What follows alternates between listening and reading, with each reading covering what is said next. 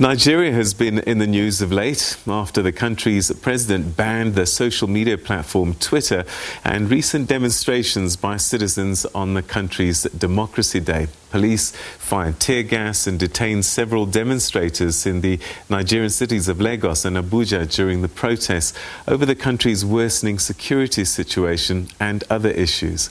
Now, this comes at the same time as the World Bank reports that high inflation driven by soaring food prices has pushed 7 million Nigerians into poverty.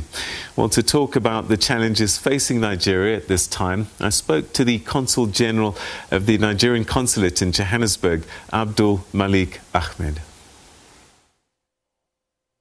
I want to begin with the way that police often handle demonstrators. If we go back to Lekki Gate, people were killed, and these were unarmed civilians. June 12th protests, tear gas was used. Police officers were seen taking phones and destroying them. And all of this was, when we look at the End SARS campaign, again, extreme behavior by police authorities. Let's start there and talk about the heavy-handedness of authorities at times. Thank you very much. The government recognizes the rights of individuals to protest. It's an entrenched right in a democratic setting, And of course, there are procedures and processes, for you to enjoy that right. Number one, you have to secure permission. All right, you have to ensure that the protest is non-violent. All right, and things like that, and of course, you don't encroach on the rights of those who choose not to protest at the same time. And where these conditions are not met, the police will be on standby to ensure that that law and order does not break down. I think in those cases you mentioned, these are some of the things that took place. Perhaps the protesters wanted to take the laws into their hands and things like that, and then the police has to react. Of course, there could be some excessive use of force at times. The essence is to ensure that the situation does not escalate, that the situation is brought quickly under control. Otherwise, we don't want a situation of anarchy in our hands. Nobody wants that kind of situation. Let's talk about Lekki Gate then. So there was denial after denial, and it was only after some investigative journalism did the authorities start to admit, yes, live bullets were fired, yes, civilians were killed. Why would authorities, soldiers, shoot at civilians who are unarmed, who are protesting against heavy-handedness of the police? I think I don't have much to say about that, as it were, because as you know, the subject matter is currently under investigation by appropriate authorities, and then we hope in due course that the findings regarding what actually transpired on that day will actually come out. Okay, let's go on to the shutting down of Twitter. Some people would say, surely this is extreme behavior by the president. He had one tweet deleted. It's not as if his account was shut down in the way that Donald Trump's was. One tweet, and then you shut down Twitter for millions of Nigerian citizens. Is that not extreme? I think, I think the president or the government does not have a problem with Twitter. But I think Twitter at the same time does not appreciate, the enormity of our own security situation. We are not in America, and things like that. We are in a democracy, a fledgling democracy, which we must protect, which we are striving to protect, and then we don't want a situation where, like I mentioned earlier, through, omission or commission, there will be some kind of anarchy, either by way of what Twitter did. In the first place, that wasn't the first time that we are having such remarks Even the so-called IPOB leader has made a lot of incendiary comments, about the situation in Nigeria, even on Twitter as it were before that time. Nobody did anything about it. And then it took a harmless statement that was made by Mr. President. And then for them to come and cut him off from the network. I think it wasn't the right thing to do. I think the government's response was good, irrespective of the fact that we have youth, we have a lot of businesses who use Twitter as a means of getting across to their clients and customers. What about citizens? They're saying that they are cut off from social media. Their freedom of expression has been taken away. Why should millions of Nigerians suffer because the president is unhappy with Twitter? Well, then again, I say there are other constitutions that are more important for government. The government is a sovereign government. Twitter, as you know, is not a sovereign entity, and it could not be seen to hold a sovereign entity to ransom, as it were. So I think a government has, a responsibility to ensure that the proper thing is done, to ensure that the citizens are secured and all that. And then I think the message to Twitter is that they should understand the terrain they operate. They should understand, the environment they operate in. All right. So in the foreseeable future, this Twitter ban will continue then, even though a number of businesses heavily reliant on social media to survive in a country where unemployment is soaring. Well, I think it's not a permanent ban, as it were. I think, the situation will be assessed and reassessed, and the needful will be done in due course regarding that. Let's talk about some of the insecurity issues. When the Chibok girls were kidnapped some years ago, the world was in shock, and it was a shocking thing that happened. But sadly, mass abductions have become commonplace in Nigeria. Why is that? Have the authorities lost control of the country? Certainly not. The government is firmly in control. The government is on top of the situation, as you will realize. Regarding the challenges we're facing, especially talking about terrorism, I would rather want to look at it from the international perspective, beginning from 2009, when Boko Haram, started to cause mayhem and destruction and killings, in our country. Nigeria, realizing the enormity, the gravity of the threat, quickly prevailed on other members of the sub-region, especially the Lake Chad area. And then we were able to cobble up a force, a joint, we call it a multinational joint task force, so that we can harness and then work together, to tackle this threat. Because it started, it spread to all the region, talking about Cameroon, talking about Chad, talking about Niger. So there was a need, for a joint and concerted effort to deal with that situation. So we set up a force there, and then since then they have been working. They have been working around the clock, to deal with this threat. And of course, you will also realize that in conjunction with the AU and some members of the European Union, the force has been working, but there are challenges, because the requisite support, the support is not sufficient. The support is not sufficient. They have achieved some relative successes, in the fight against Boko Haram in that region, but there is still a lot that needs to be done. For example, as we speak, the Lake Chad Basin Commission, MNJTF, has set up a regional stabilization strategy, so that beyond the military offensive, there should be other means of achieving lasting peace in the region. While it is important to win the war, it's not sufficient to bring about lasting peace. So there is need to address the core issues, the problems, the developmental problems, that brought about the insurgency in the first place. Incidentally, we need more support in this regard. We need support, in that regard from the members of the international community. It's very important and emphasize this because terrorism everywhere is the same.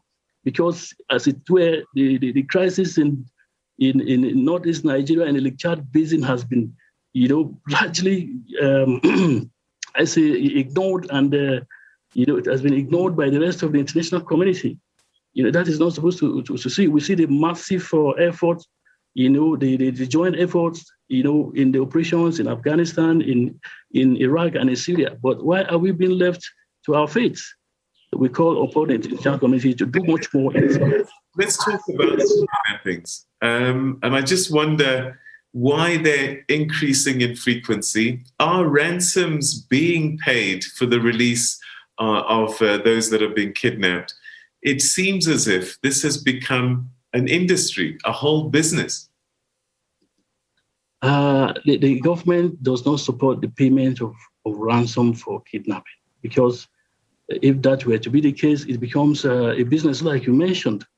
But sometimes due to pressure, you have to be in the shoes of those affected to know exactly what it feels, that is why. But government has taken law enforcement to a new level, and then the government is focusing on the hideouts of the kidnappers wherever they are, and they are dealing with them. They're on top of the situation. But from time to time, we still have pockets of news of kidnappings here and there.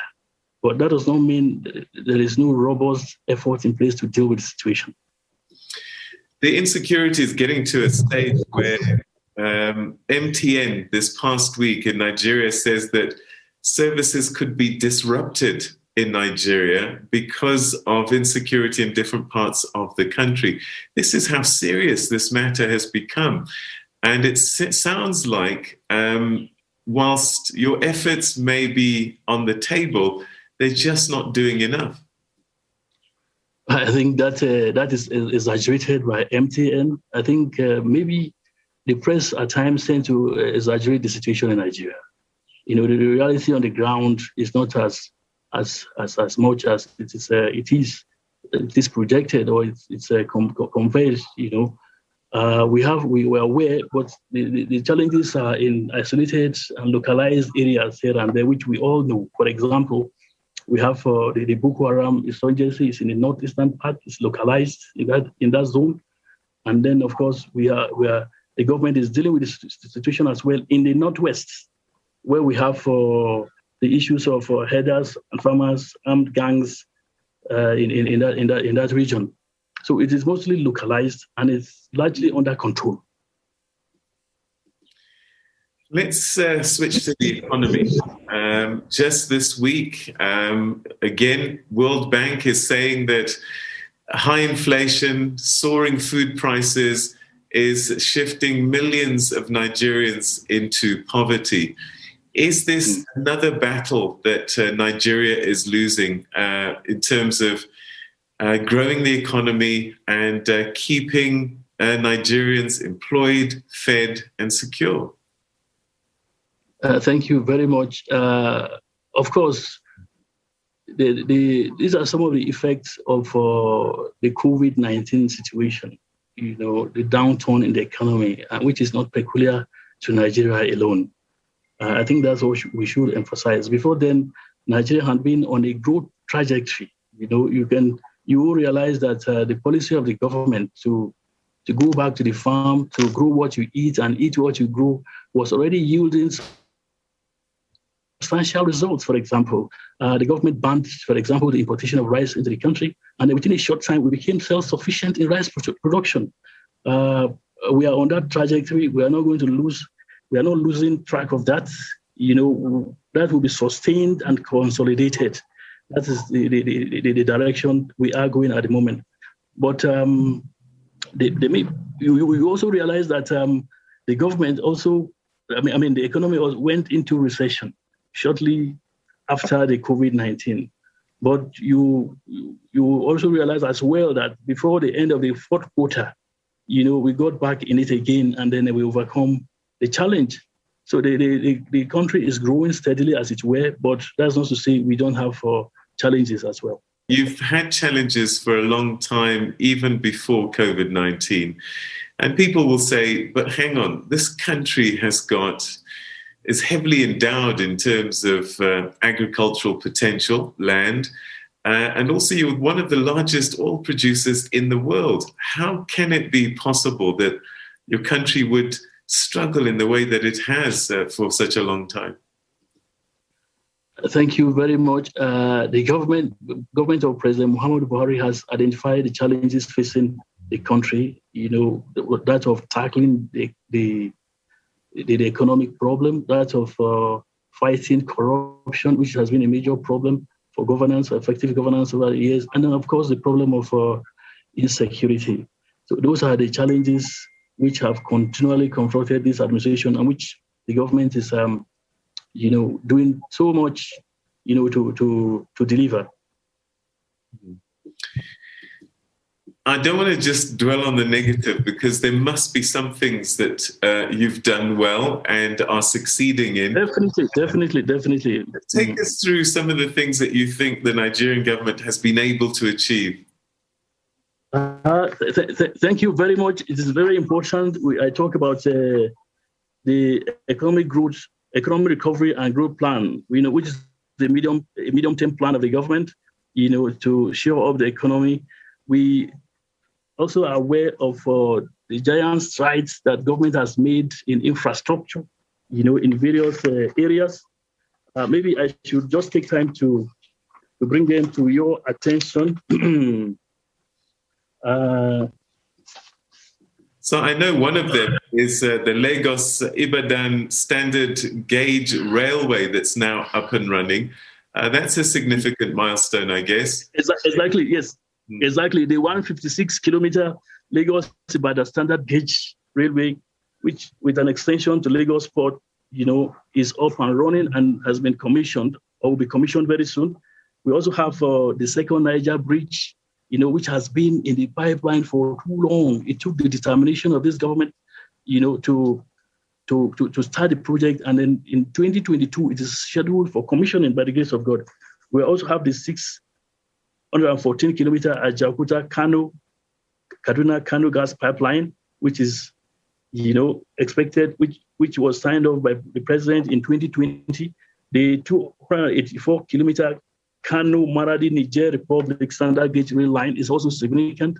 We have to warm up to our neighbors. We have to, because before this time, Niger used to transship its cargo through the Lagos port to Maradi and Niamey.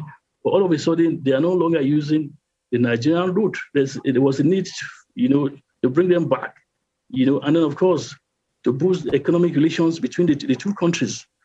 And then, of course, we have the Lekki Deep Sea Port serving outside Lagos, serving free zones along the coast. We have the 35-kilometer Apapa-Oshodi Expressway to link the port to Lagos by the expressway. We have the construction of 4 new international airport terminals all across the country, in Lagos and Abuja, Port Harcourt, and even Kano. We have the reconstruction of the 375-kilometer Abuja-Kano Zaria Expressway.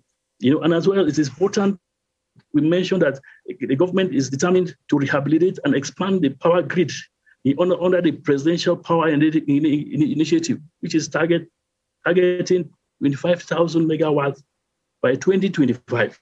People might say, is the president in good health? He's hardly ever seen in public, and he spends quite a bit of time overseas sometimes getting medical attention. Is he okay? He's very well in good health. If you were watching developments in Nigeria, only last week he held 2 press conferences or press briefings with the press, and then he sounded very as vibrant as ever. That's a good development. Why? Because before now, purveyors of fake news and what have you have peddled all kinds of rumors about the health of the Mr. President. The interview finally laid that to rest. The president is healed and healthy.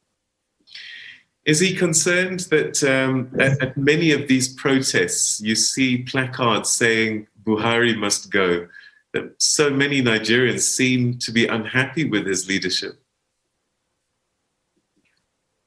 Well, you realize even way back to when he won election in 2015, a section of Nigerians decided not to support the election, and then many of them have not, have held on to that, to that position. They didn't support his election, and they continue to even outright hatred, for the president, which is wrong. You should give the man a chance, support the government policy, support the president to move the country forward. That's what we ask of you. Let's talk about relations between South Africa and Nigeria. There have been times where the relationship between the two countries has been difficult. And in recent times, one of the hard issues is visas. You work at the Consulate. Why is it sometimes very difficult for visas to come out for people to visit Nigeria? Oh, I think the reverse is the case. We should be asking the South African authorities, why is it difficult for Nigerians to secure South African visas? You understand? Because they don't reciprocate, our gesture of issuing visas, as easily as we do to them. For example, we don't delay the visa processing unnecessarily. Under 48 hours, for example, a South African wishing to travel to Nigeria can obtain a visa. But the reverse is the case. For months, even requests back with no verbals are often turned down, by the South African High Commission. I think there is a need to work on this, to streamline the visa so that there can be some level of evenness, some reciprocity. It is easier for you to get a visa to come to Nigeria for a Nigerian to get a visa to come to South Africa. I think this this does not, it doesn't match the interest of the two leaders of our countries, President Muhammad Buhari and President Cyril Ramaphosa, to move the two countries forward, because we have a very strong and solid and strategic relationship. But the issue of the visa administration, I think is trying to be a bottleneck. How is Nigeria dealing with that? Thank you very much. COVID-19 had been a major problem since last year. We are lucky that even though we have lost so many people to COVID-19, may God bless their souls, and may God grant the families left behind the repose. The capacity to bear the loss. As it were, we thank God, like I said, because it's not as much as we had expected when it broke out in China. But all the same, we have had our own fair share of people affected, with the infection. Nigeria has given the first dose to about 2 million residents, out of which about 700,000 have received the second dose. And hopefully by next month also, we are going to receive another batch of 303.92 million doses of the AstraZeneca COVID vaccine. So we are not doing badly.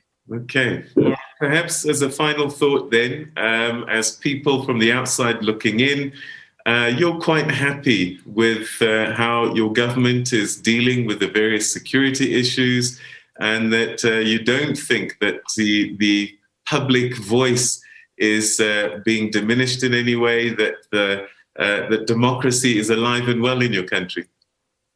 Thank you very much. You just hit the nail on the head. Democracy is alive in our country. Democracy itself is a means to an end. It's not an end itself. What is the end? The end is development. is attaining the aspirations and objectives of the people. It's about building consensus. It's about dialogue. So we must use all the processes, all the available tools that democracy has provided us, rather than the recourse to violence, the recourse to demonstrations. I think that's not the best way to go. Our country has 3 tiers of government. We should rather put pressure on all tiers to work effectively for all of us. Was the Nigerian Consul General in Johannesburg speaking to us about his country and the challenges that the country is facing.